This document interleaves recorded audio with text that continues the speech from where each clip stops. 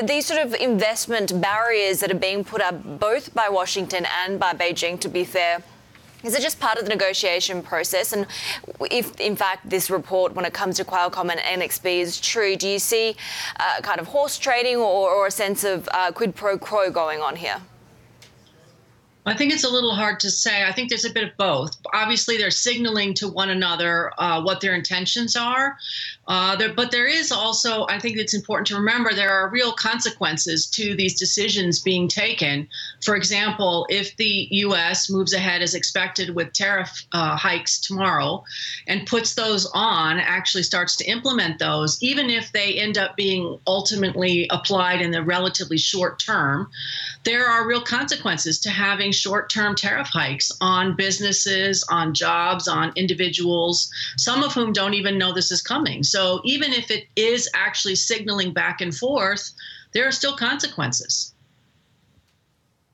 Are there also consequences just by the nature of the relationship between Beijing and Washington, in terms of Beijing already saying, look, we've been through a couple of rounds of negotiations, we've put some offers on the table, all of that is very much off the table if you come back and put tariffs back on?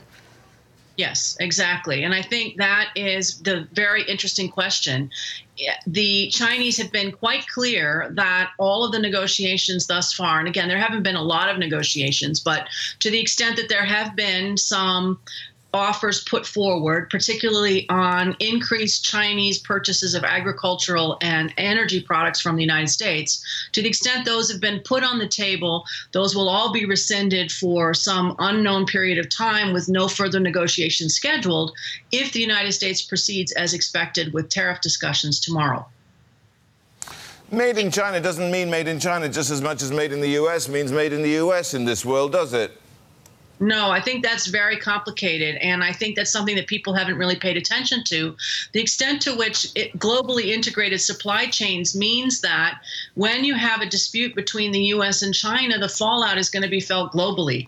And if you look at how much of the supply chains just from products officially made in China, but that go into the U.S. from China, come from across Asia, come from Europe, and even come from NAFTA countries, including the United States. So they're shipped from the U.S. into China for assembly, for example, and back to the United States.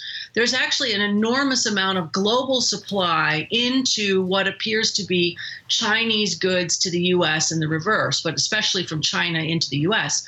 So when these tariffs hit from China into the U.S., I think the fallout will be felt much more broadly than anyone quite anticipates at this point.